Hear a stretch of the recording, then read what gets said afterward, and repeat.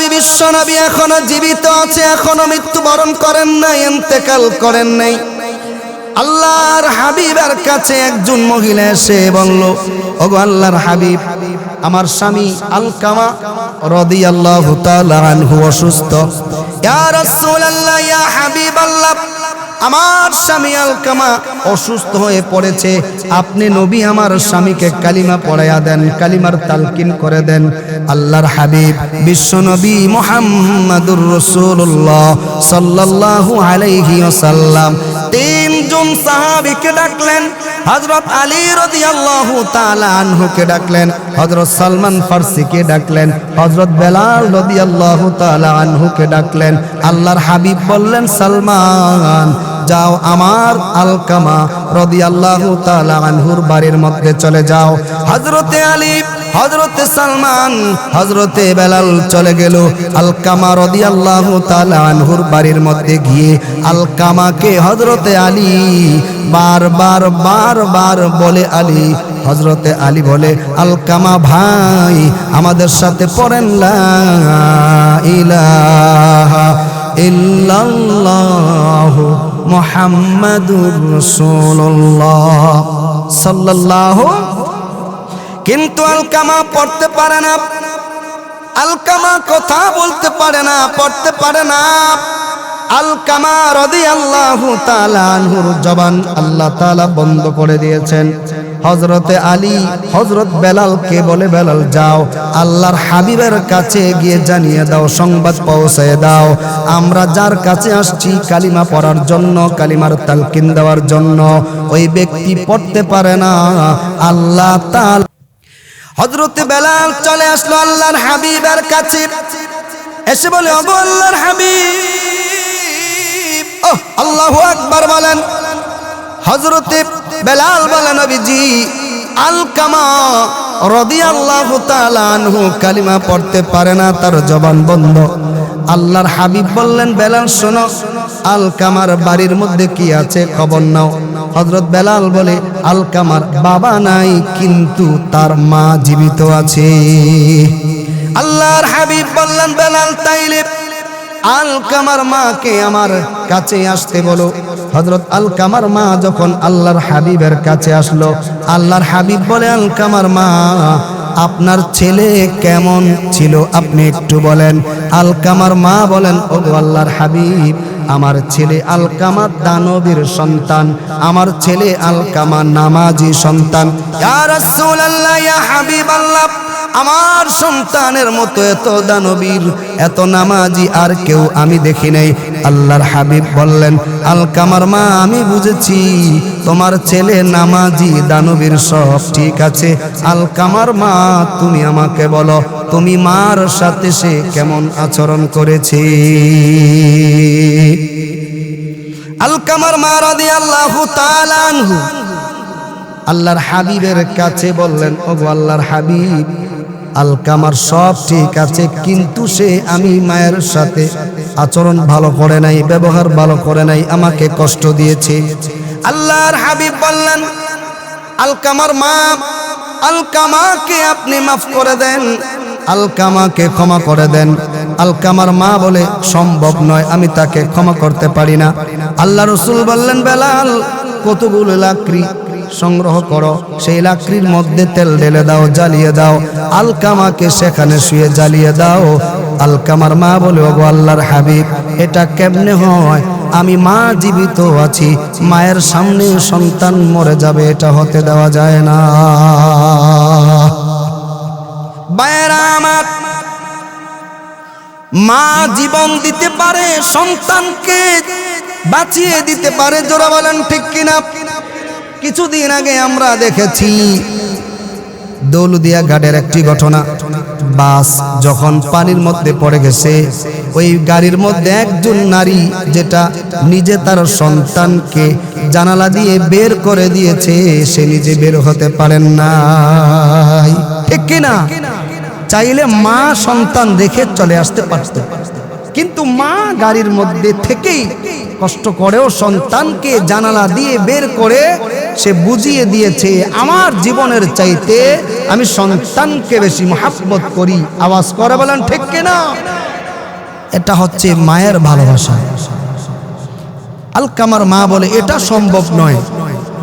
আল্লাহর হাবিব বলে তাইলে এটা যদি সম্ভব না হয়, আপনি যদি তাকে মাফ না করেন, তাহলে হাসরের ময়দানে আল্লাহ তাআলা আপনি তার প্রতি নারাজ থাকার কারণে তাকে জাহান্নামের আগুনে জ্বালাবে। এটাও তো অনেক কষ্টকর, ঠিক কিনা বলেন? এবার আলকামার মা রাদিয়াল্লাহু তাআলা আনহু আল্লাহর হাবিবকে বলেন, ওগো আল্লাহর হাবিব, আপনি সাক্ষী, আপনার সাহাবী সাক্ষী, আসমানের ফেরেশতারা সাক্ষী, আমি আমার আলকামাকে এই মুহূর্তে মাফ করে দিলাম। আল্লাহর হাবিব ডাক দিয়া বলে, বেলাল শোনো, যাও, জলদি করে যাও, দেখো তো আলকামার কি অবস্থা। হযরত বেলাল রাদিয়াল্লাহু তাআলা আনহু চলে গেলেন, দেরি করলেন না। হযরতে বেলাল বলে, ওগো আল্লাহর হাবিব, আমি বেলাল আলকামা রাদিয়াল্লাহু তাআলা আনহুর ঘরের মধ্যে প্রবেশ করি নাই, ঘরের মধ্যে প্রবেশ করি নাই, দূর থেকে আমার কানে আমি আওয়াজ শুনতেছি, আলকামার জবান খুলে গিয়েছে, আলকামা জোরে জোরে জিকির করতেছে, লা ইলাহা ইল্লাল্লাহু মুহাম্মাদুর রাসূলুল্লাহ সাল্লাল্লাহু আলাইহি ওয়াসাল্লাম। মারহাবা বলেন। এই দোয়া হচ্ছে মার দোয়া। বলেন কার দোয়া? মদিনার বুলবুলি কেমনে তোমায় রই বলি, ও মদিনার বুলবুলি, দিন কাটে আর রাত কেটে যায়, দিন কাটে আর রাত কেটে যায়, কেমনে তোমায় রই বলি, ও মদিনার বুলবুলি। লা ইলাহা লা ইলাহা লা ইলাহা লা ইলাহা ইল্লাল্লাহ, লা ইলাহা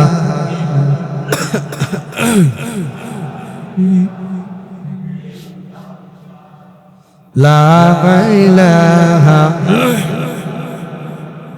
লা ইলাহা লা ইলাহা ইল্লাল্লাহ মুহাম্মাদুর রাসূলুল্লাহ সাল্লাল্লাহু আলাইহি ওয়াসাল্লাম। সবাই বলেন আলহামদুলিল্লাহ। মহান আল্লাহ সুবহানাহু ওয়া তাআলার কাছে লাখ কোটি শুকর যাপন করছি যে মহান আল্লাহ সুবহানাহু ওয়া তাআলা আজকে পবিত্র জুমআ মুবারকে আমাদেরকে দুনিয়ার সকল প্রকার বালা মুসিবত থেকে হেফাজত করে আল্লাহ সুবহানাহু ওয়া তাআলা পবিত্র জুমআ মুবারকে জুমার দিন জুমার নামাজ পড়ার জন্য মসজিদে অবস্থান করার তৌফিক আল্লাহ তাআলা দান করেছেন।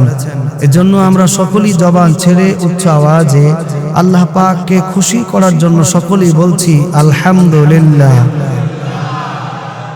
সম্মানিত হাজিরিন, কোরআনুল কারীম থেকে বড়ই বরকতময় মশহুর একটি আয়াতে কারিমার প্রথম অংশ আপনাদের সামনে তেলাওয়াত করেছি। পাশাপাশি নবী করিম সাল্লাল্লাহু আলাইহি ওয়াসাল্লামের অসংখ্য অগণিত হাদিস থেকে একটি হাদিসও আপনাদের সামনে পেশ করেছি। সম্মানিত হাজিরিন, আল্লাহ তাআলা তেলাওয়াতকৃত আয়াতে ঘোষণা করে দিয়েছেন, ওয়াকাদা রাব্বুকা আল্লা তা'বুদু ইল্লা ইয়্যা। আল্লাহ তাআলা জানিয়ে দিয়েছেন আমাদেরকে যে আমরা শুধু আল্লাহ পাকের ইবাদত করব, গোলামি করব, আর কারো গোলামি করা যাবে না, ইবাদত করা যাবে না। এতটুকু ঘোষণা করেছেন একজন, বলুন তিনি কে? আল্লাহ তাআলা ঘোষণা করেছেন। আল্লাহ পাক এই ঘোষণা করেই তার পরেই আল্লাহ তাআলা ঘোষণা করে দিলেন ওয়াবিল ওয়ালিদাইনি ইহসানা। আল্লাহ পাক ঘোষণা করে দিলেন, ক্লিয়ার করে দিলেন, আল্লাহ পাকের গোলামির পরেই প্রতিটা সন্তান তার মা আর বাবার সাথে সৎ আচরণ করবে, সৎ ব্যবহার করবে, ভালো আচরণ করবে, ইহসান করবে। সুবহানাল্লাহ। এখানে একটা বিষয় যে আল্লাহ পাক প্রথমে বললেন আমার গোলামি করো, আমার ইবাদত করো, অন্য কারো গোলামি করা যাবে না, অন্য কারো ইবাদত করা যাবে না, এটা আল্লাহ পাক বলে দিয়েছেন। এরপরই আল্লাহ তাআলা এটাও বলে দিয়েছেন আমার গোলামির পরে তোমরা তোমাদের মা আর বাবার প্রতি ইহসান করো, সৎ আচরণ করো, ভালো ব্যবহার করো। আমাদের আল্লাহ পাক একজন, যিনি আমাদেরকে সৃষ্টি করেছেন আল্লাহ পাকের ইবাদতের জন্য, ঠিক কিনা বলেন? শুধুই আল্লাহ পাকের গোলামির জন্য। সকল মানুষ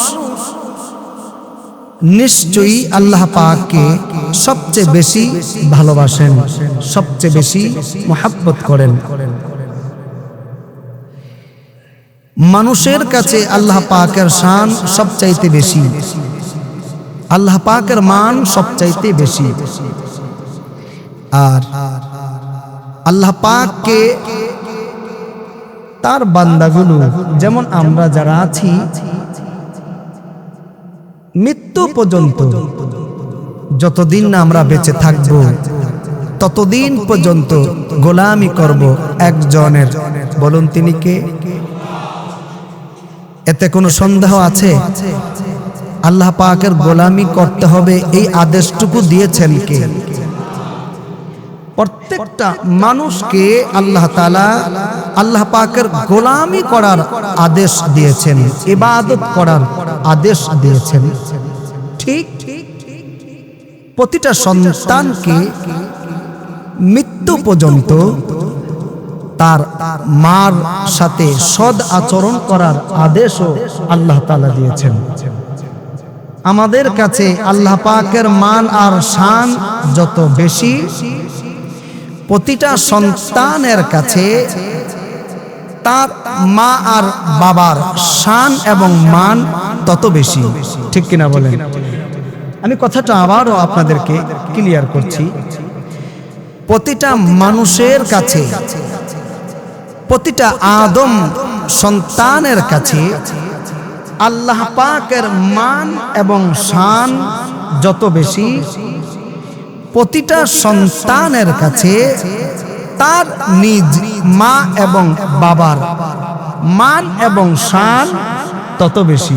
সুবহানাল্লাহ, আল্লাহু আকবার বলেন।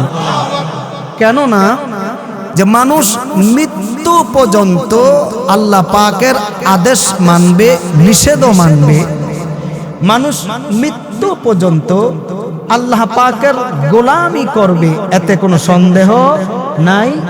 ঠিক তদ্রুপ প্রতিটা সন্তান মৃত্যু পর্যন্ত, যতদিন সে নিজে বেঁচে থাকবে ততদিন পর্যন্ত সে তার মা এবং বাবার প্রতি ইহসান করবে, সৎ আচরণ করবে, ভালো ব্যবহার করবে।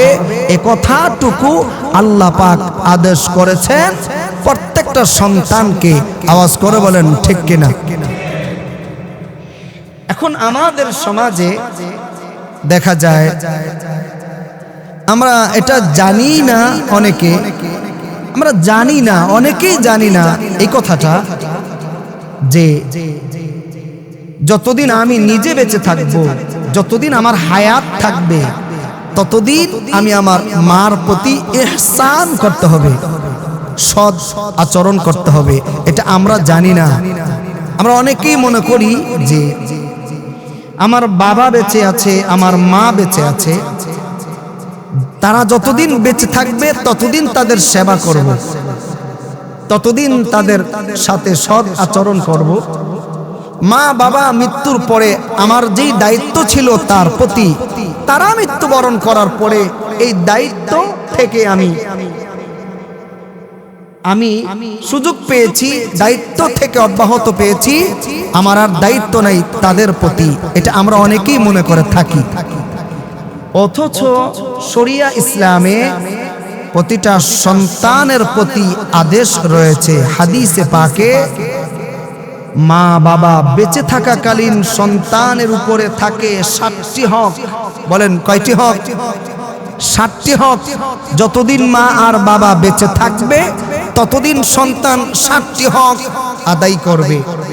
আর মা বাবা মৃত্যুবরণ করার পরেও ওই সন্তান, যেই সন্তান এখনো বেঁচে আছে কিন্তু তার মা নাই, তার বাবাও নাই, মা বাবা মৃত্যুর পরেও সন্তান যেহেতু জীবিত আছে তার উপরে আরো হক রয়েছে 7টি। বলেন কয়টি?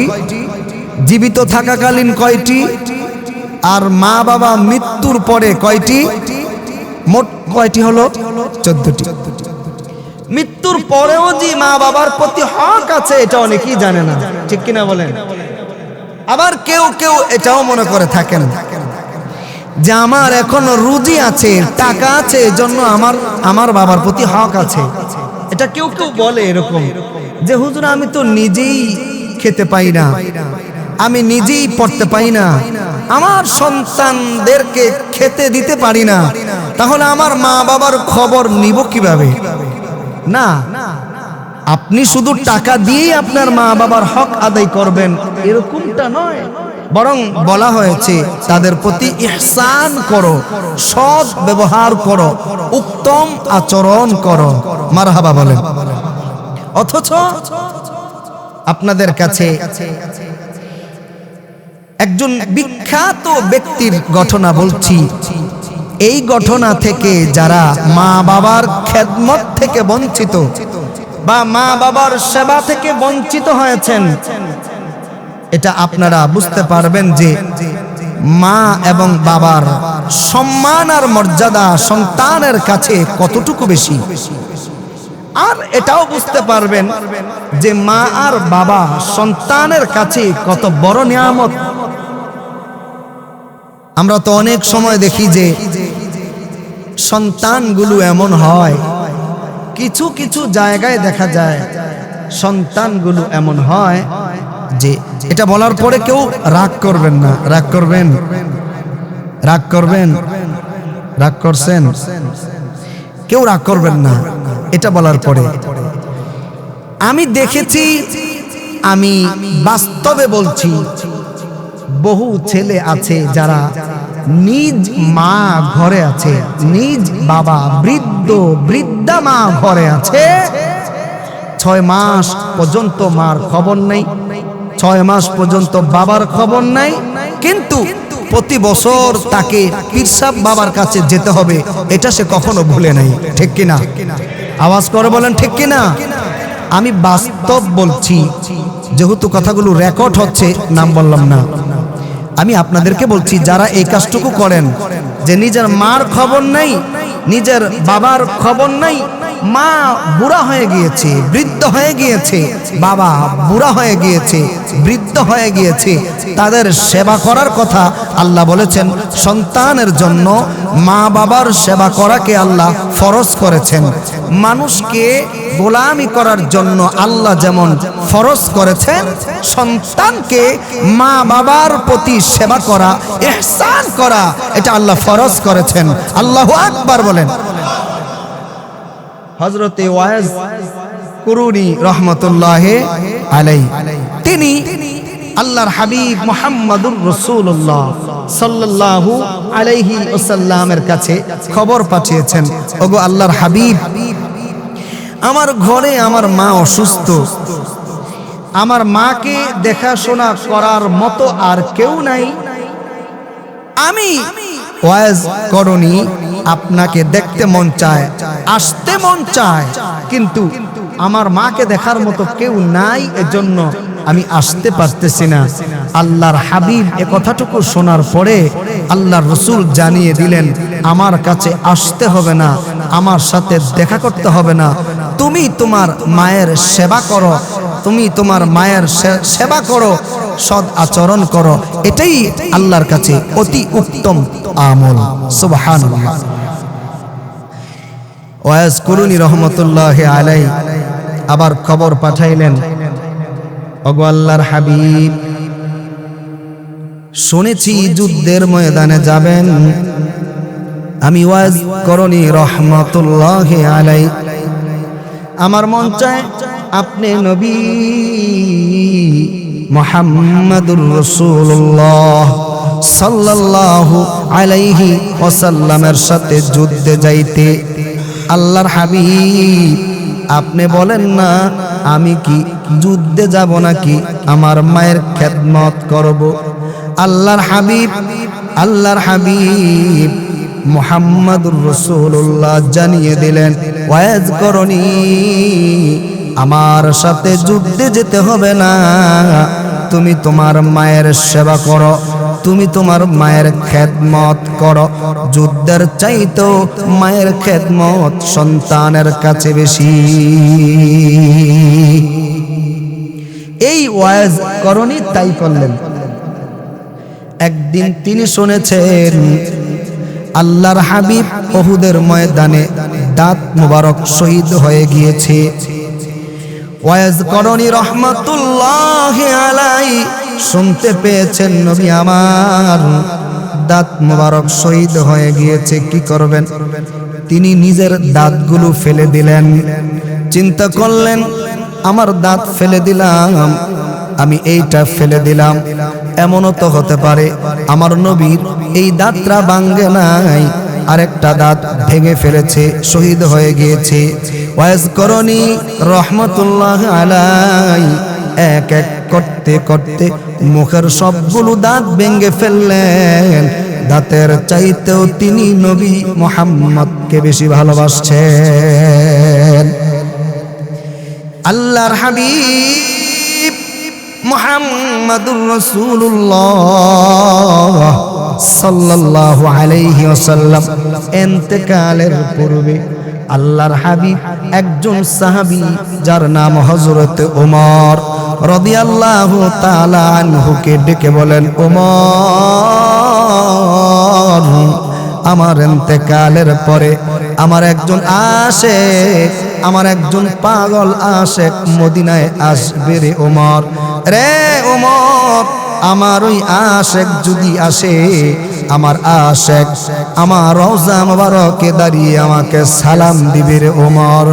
আমি নবী তোমাকে বললাম, এ ওমর, আমার ওই আশিক আসার পরে কিন্তু তুমি ওমর তার কাছ থেকে দোয়া নিবা। সুবহানাল্লাহ।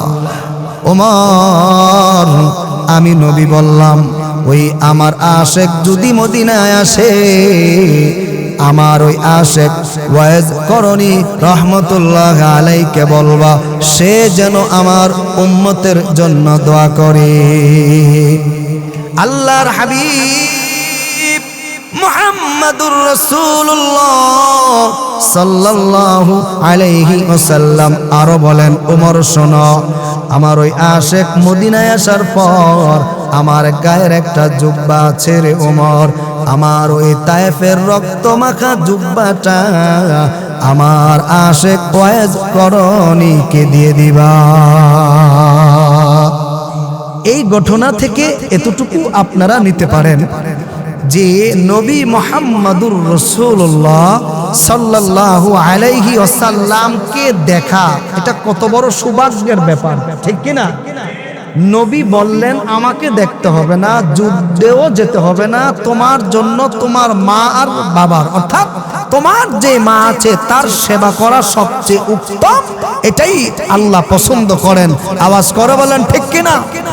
আমাদের দেশের যারা আছে এরকম কিছু ভাই যারা নিজ মা ঘরে বৃদ্ধ বৃদ্ধা বাবাকে রেখে মার খবর নাই, বাবার খবর নাই, বছরের পর বছর যারা পীর সাহেবের কাছে যেতে ভুলেন না, মাজারে যেতে ভুল করেন না, বাবার পায়ে সেজদা দিতে ভুল করেন না, সত্যিকার অর্থে তারা নবীর আশিক নয়, সত্যিকার অর্থে তারা নবীকে ভালোবাসে না, মাকেও ভালোবাসে না, সত্যিকার অর্থেই তারা ভণ্ড ভণ্ড, ঠিক কিনা?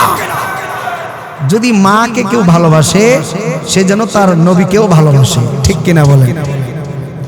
ওয়াজ করনি রহমতুল্লাহ আলাইহি যদি নবীকে দেখতেন তিনি রাদিয়াল্লাহু তাআলা আনহু হয়ে যেতেন, কিন্তু নবীকে দেখতে পান নাই, সাহাবী হতে পারেন নাই, কিন্তু মার খেদমতের পর তার সম্মান বেড়েছে না কমেছে? জোরে বলেন। মার সেবা করা আদেশ করেছেন কে? আরো জোরে বলেন, আদেশ করেছেন কে? আল্লাহ। আল্লাহর হাবিব সাল্লাল্লাহু আলাইহি ওয়াসাল্লামের কাছে হাদিসটা বর্ণিত হয়েছে হযরত আবু হুরায়রা রাদিয়াল্লাহু তাআলা আনহু থেকে, যে আল্লাহর হাবিবের কাছে এক আগন্তুক ব্যক্তি এসে জিজ্ঞাসা করলেন, ওগো আল্লাহর হাবিব, আমি আমি মানুষের মধ্যে সবচেয়ে বেশি সম্মান করব কাকে? মারহাবা কোন? হযরত আবু হুরায়রা রাদিয়াল্লাহু তাআলা আনহু থেকে হাদিস বর্ণিত হয়েছে।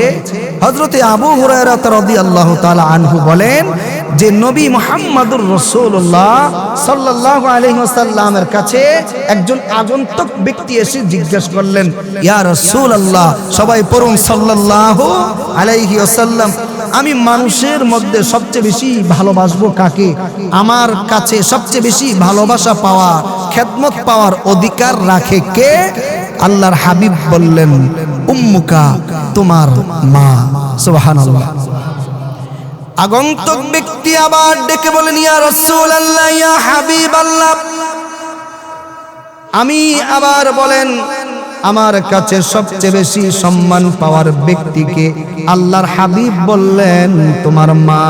আগন্তুক ব্যক্তি আবার প্রশ্ন করলেন, আবার আল্লাহ রাসূল বললেন, তোমার মা। আল্লাহু আকবার। তিনবার মায়ের কথা বললেন, একবার বাবার কথা বললেন, কারণ মা যে কষ্ট করে এই কষ্ট কোনোদিন বাবা করে না, ঠিক কিনা? মা যে সন্তানের জন্য কষ্ট করেন এই কষ্ট কি বাবা করে? আরে জোরে বলেন, বাবা করে নাকি? এই জন্য শরিয়া ইসলামে সন্তানের মৃত্যুর পরে, শরিয়া ইসলামে সন্তানের মৃত্যুর পরে বাবা তাকে গোসল দিতে পারে, বাবা তার জানাজায় উপস্থিত থেকে জানাজা পড়বে, এবং বাবা তার কবরে সন্তানকে নিজে শোয়াবে, রাখবে, দোয়া করবে, কবরস্থানে যাবে। শরিয়া ইসলামে যা জায়েজ করেছেন, কিন্তু কোন মা তার সন্তানকে কবরে রাখবে এটা শরিয়া ইসলামে জায়েজ নাই। কেননা বাবা তার সন্তানকে কবরে রাখতে পারবে, রেখে উঠে যেতে পারবে, কোনো মা কোনোদিন সন্তানকে কবরে রেখে উঠতে পারবে না। মা তার সন্তানকে এত ভালোবাসে, সন্তানের সাথে মা কবরে শুয়েই পড়বে, ঠিক কিনা বলে? এজন্য কখনো কি কোনো মা তার সন্তানকে কবরে রাখছে? বাবা রাখে, ঠিক কিনা বলেন? সম্মানিত হাজিরিন, এমন এমন কিছু মানুষ আমাদের সমাজে, আমাদের দেশে আছে যারা খুব উচ্চ শিক্ষায় শিক্ষিত হয়ে, খুব উচ্চ শিক্ষায় শিক্ষিত হয়ে তাদের ব্যস্ততার কারণে মার খবর নিতে পারে না। এমন আছে না নাই? আওয়াজ করে বলেন, আছে না নাই? আমরা দেখেছি কয়েকদিন আগে বাংলাদেশের একটি ঘটনা, যেটা একটা মহিলা ঢাকার মতো জায়গায় একটি বাসাতে, যেই বাসাতে তার নিজ মেয়ে থাকে, মেয়েটাও শিক্ষিত একজন মেয়ে, সে ঢাকা ইউনিভার্সিটির ছাত্রী, বর্তমানে ঢাকার একটা নামি দামি স্কুলের টিচার ওই মহিলা। একই ফ্ল্যাটে তার মা মরে আছে, একদিন না, 2 দিন না, বিভিন্ন পত্রিকা আর সোশ্যাল মিডিয়ার খবর যতটুকু শুনেছি 7 দিন পর্যন্ত এই মহিলাটা মরে আছে, মাথায় পোকায় ধরেছে, পোকায় খেয়ে ফেলছে। তার ঘরের চিত্র যেটা দেখলাম, যে যেই ঘরে মহিলাটা পরে মৃত্যুবরণ করেছে, তার ঘরের যে অবস্থা দেখলাম, এটা কোনো মানুষ বসবাস করে দেখে মনে হয় না। আওয়াজ করে বলেন ঠিক কিনা? পরে আবার এটাও জেনেছি, শুনতে পেয়েছি, এই মহিলার 3 ছেলে আছে যারা বাংলাদেশের উচ্চ শিক্ষায় শিক্ষিত, ঠিক কিনা?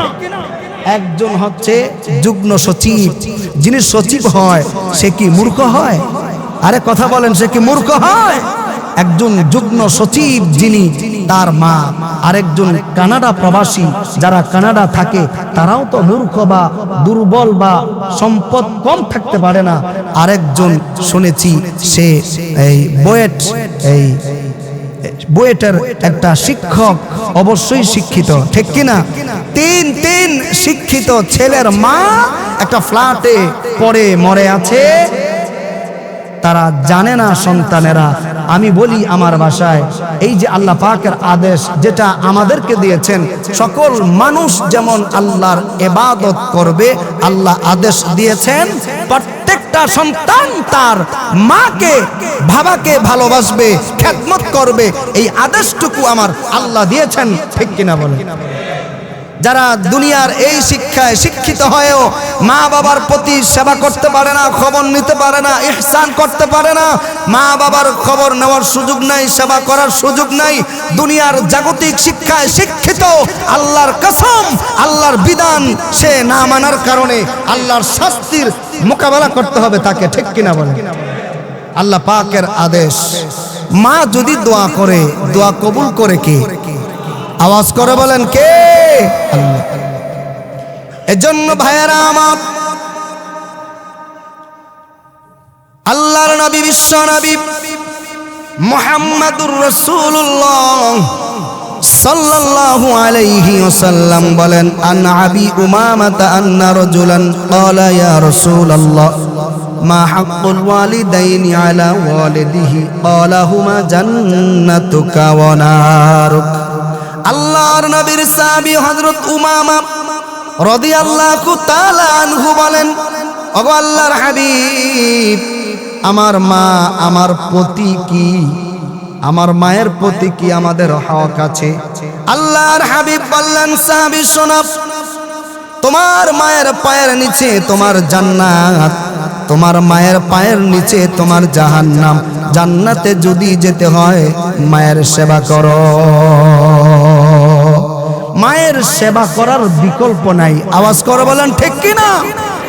আমরা মায়ের সেবা করবো তো ইনশাল্লাহ, মায়ের খেদমত করতে পারবো তো ইনশাল্লাহ। এজন্য আজকে আপনাদেরকে এই বয়ানটুকু করলাম যে বাংলাদেশের অনেক দেখা যায়, কয়েকদিন আগেও দেখেছি একজন বাবা খুব কষ্ট করে বলেছে যে সর্বোচ্চ দিয়ে কেউ সন্তানদেরকে লেখাপড়া করাবেন না, কারণ সবচেয়ে বেশি শিক্ষিত ফ্যামিলির শিক্ষিত সন্তানরাই তার বুড়া মা আর বাবাকে বৃদ্ধাশ্রমে নিয়ে যায়, ঠিক কিনা? খবর নিয়ে দেখেন কোন রিক্সাওয়ালা, খবর নিয়ে দেখেন কোন অটোওয়ালা, খবর নিয়ে দেখেন কোন মসজিদের মুয়াজ্জিন, ইমাম সাহেবের মাকে বৃদ্ধাশ্রমে নিতে হয় না, অটো চালায়া রিক্সা চালায়া অন্যের বাড়িতে কাজ করে মাকে লালন পালন করে, মার খাবারের ব্যবস্থা করে, বৃদ্ধাশ্রমে যায় না। খবর নিয়ে দেখেন বহু শিক্ষিত ব্যক্তির মায়েরা বাবারা বৃদ্ধাশ্রমে আছে। আওয়াজ করে বলেন ঠিক কিনা? আমরা তো বলছি যে পীর সাহেবের দরবার আগে না, আগে মার খেদমত, ঠিক কিনা? বলেন আগের খেদমত কার? আগে খেদমত কার? এরপরে আপনি পীর সাহেবের কাছে যান, কোনো আপত্তি? আল্লাহর কসম করে বলছি, দুনিয়ার সমস্ত পীর সাহেব যদি একত্রিত করে দোয়া করে, এই দোয়া কবুল হবে কোনো গ্যারান্টি নাই। আল্লাহ জাতের কসম করে বলছি, মা যদি দোয়া করে দোয়া কবুল গ্যারান্টি আছে। মা যদি দোয়া করে কবুল গ্যারান্টি দিয়েছে কে? আল্লাহর নবী মুহাম্মাদুর রাসূলুল্লাহ সাল্লাল্লাহু আলাইহি ওয়াসাল্লাম। ভাইয়েরা আমার, আর জোরে বলেন কার দোয়া? আমি একটু আগে বলেছি, আবারও বলছি, আমি দোয়া করলে এটা আপনার জন্য কবুল হতেও পারে, নাও হতে পারে। বাইতুল মুকাররম মসজিদের সম্মানিত খতিব আব্দুল মালিক সাহেব, বাংলাদেশ জাতীয় মসজিদের খতিব, অনেক বড় আলেম, তিনিও যদি দোয়া করে এটাও কবুল হতে পারে, নাও হতে পারে। বাংলাদেশের সমস্ত পীর সাহেব একত্রিত করে দোয়া করলে এটাও কবুল হতে পারে, নাও হতে পারে। আল্লাহ জাতের কসম, কেউ যদি মায়ের থেকে দোয়া নেয় আর মা যদি দিল থেকে দোয়া করে এটা কবুল, এতে কোনো সন্দেহ নাই। আওয়াজ করে বলেন ঠিক কিনা? আর এই মা যদি কোনো সন্তানের জন্য বদদোয়া করে এটাও যে কবুল, এতে কোনো সন্দেহ নাই। মায়ের দোয়া যদি একজন রিকশাওয়ালা ছেলের পক্ষে যায় এটাও কবুল, মায়ের বদদোয়া একজন আলেম ছেলের বিপক্ষে যায় এটাও কবুল, ঠিক কিনা বলেন? মা যদি বড় ছেলের জন্য বদদোয়া করে এটাও কবুল, মা যদি ছোট্ট ছেলের জন্য নেক দোয়া করে এটাও কবুল। কবুল করার মালিক কে? জোরে বলেন, আরো জোরে বলেন কে? এজন্য আমরা যারা চাকরি করি, আমরা যারা ব্যবসা করি, আমরা যারা ব্যস্ত থাকি, শত ব্যস্ততার মধ্যেও প্রত্যেকটি সন্তানের দায়িত্ব হলো তার নিজ মা আর বাবার প্রতি খেয়াল রাখা, নিজ মা আর বাবার প্রতি সৎ আচরণ করা, ইহসান করা। আল্লাহ পাকের বিধান, সন্তান মার প্রতি সেবা করবে, ইহসান করবে, সৎ আচরণ করবে, যেটাকে আল্লাহ সন্তানের জন্য মায়ের সেবা করাকে ফরজ করেছেন। শত ব্যস্ততার মধ্যেও আখিরাত পাওয়ার জন্য, নিজে জাহান্নাম থেকে বাঁচার জন্য, জান্নাতে যাওয়ার জন্য যেমন আমরা ইবাদত করি, ঠিক হুবহু আল্লাহকে পাওয়ার জন্য, জান্নাত পাওয়ার জন্য মার সেবা করাও আমাদের জন্য ফরজ, ঠিক কিনা বলেন? ব্যস্ততার মধ্যেও মা বাবার সেবা করতে রাজি আছি তো ইনশাআল্লাহ? আওয়াজ করে বলেন, রাজি আছি তো ইনশাআল্লাহ? আল্লাহ তাআলা মা বাবার খেদমত করার তৌফিক দান করুন। আরো জোরে বলেন আমিন। মা আর বাবার প্রতি সন্তানের 14টা হক আগে বলেছি। মা বাবা জীবিত থাকাকালীন কয়টা? 7টা। মা বাবার মৃত্যুর পরে কয়টা? আমি আবারও বলছি, আমি, আপনি, আমরা সবাই মৃত্যু পর্যন্ত যেমন আল্লাহর গোলামি করা ফরজ, প্রতিটা সন্তান মৃত্যু পর্যন্ত মা বাবার সেবা করাও ফরজ, ঠিক কিনা? মা বাবার মৃত্যুর পরে যে হুজুর সেবা করবো কার? এখন তো মা নাই, বাবা নাই। মা বাবার মৃত্যুর পরে প্রতিটা সন্তান মা বাবার জন্য ইসালে সওয়াব করা, কোরআন তেলাওয়াত করা, দুরূদ শরীফ পড়ে দোয়া করা, তাদের কবরে সওয়াব পৌঁছায় দেওয়াও এটা সন্তানের দায়িত্ব, ঠিক কিনা বলেন? আওয়াজ করে বলেন ঠিক কিনা? সম্মানিত হাজিরিন, জীবিত থাকাকালীন 7টি, মৃত্যুর পর 7টি। অল্প সময় আপনাদের কাছে বলে দেই যেন আপনারা মনে রেখে ইবাদত করতে পারেন। পিতামাতার প্রতি শ্রদ্ধাশীল হওয়া এটা সন্তানের হক এবং দায়িত্ব। মনে প্রাণে তাদেরকে ভালোবাসা। আল্লাহ এবং রাসূলুল্লাহর পরে আমরা ভালোবাসবো কাকে? জোরে কোন কাকে? মা বাবাকে। সর্বদা তাদেরকে মেনে চলা, মা বাবা যা বলে এটা সব সময় মেনে চলা, তাদের খেদমত করা। খেদমত করা কি? ধমক দেওয়া না। খেদমত করা কি? যে মা আপনি খেয়েছেন, খেতে পারেন নাই, নিজের হাতে খাওয়ায় দেন।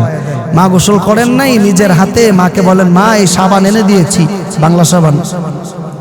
বিবিকে যেটা দেন ঠিক ওইটা, এটার নাম ইহসান।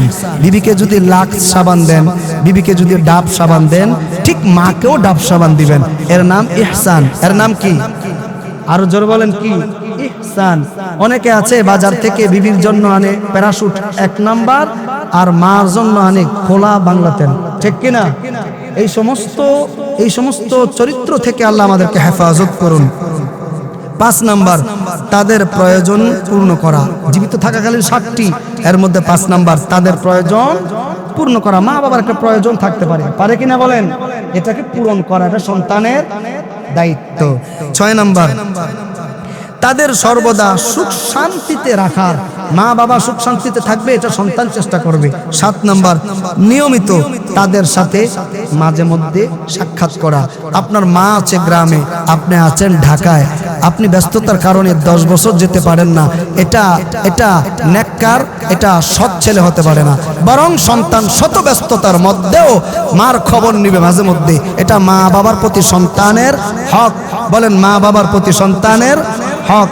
এ 7টি হচ্ছে মা বাবা জীবিত থাকা কালীন, মৃত্যুর পর 7টি। 1 নাম্বার, সন্তান সবসময় তাদের জন্য মাগফিরাতের দোয়া করা।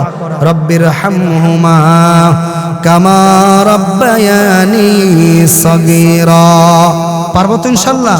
2 নাম্বার, তাদের জন্য ইসালে সওয়াব করা। কোরআন তেলাওয়াত করে, দুরূদ শরীফ পড়ে বলবেন আল্লাহ আমি যেগুলো পড়েছি এগুলো আমার মা আর বাবার কবরে পৌঁছায়া দাও। পারবেন তো ইনশাআল্লাহ? 3 নাম্বার, তাদের সঙ্গী সাথী অর্থাৎ মা বাবা যাদের সাথে উঠা বসা করেছে চলেছে তাদের সাথে ব্যবহার ভালো করা, মা বাবার সঙ্গী সাথীদের সাথে আত্মীয় স্বজনদের সাথে ভালো ব্যবহার করা, ঋণ পরিশোধ করা। বাবা মা যদি কোনো ঋণ করে যায় এগুলো সন্তান জেনে থাকলে এগুলো পরিশোধ করে দেওয়া। শরীয়ত সম্মত ওসিয়ত যদি থাকে, যদি কোনো বাবা বলে যায় আমি মৃত্যুর পরেও আমার নামে কুরবানি করবা, তাহলে সন্তানের উপর ওয়াজিব হয় সে যেন তার মা বাবার কুরবানিটা করে দেয়। শরীয়ত সম্মত কোনো ওসিয়ত যদি মা বাবা করে থাকে এটাকে পূর্ণ করা সন্তানের হক, সন্তানের হক। সাধ্যমতো সুযোগ পেলে সাধ্যমতো মা বাবার কবরের পাশে দাঁড়িয়ে জিয়ারত করা। আল্লাহ তাআলা এই 14টি আমল করার তৌফিক দান করুন। আমিন সুম্মা আমিন। ওয়া আখির দাওয়ানা আনিল হামদুলিল্লাহি রাব্বিল আলামিন।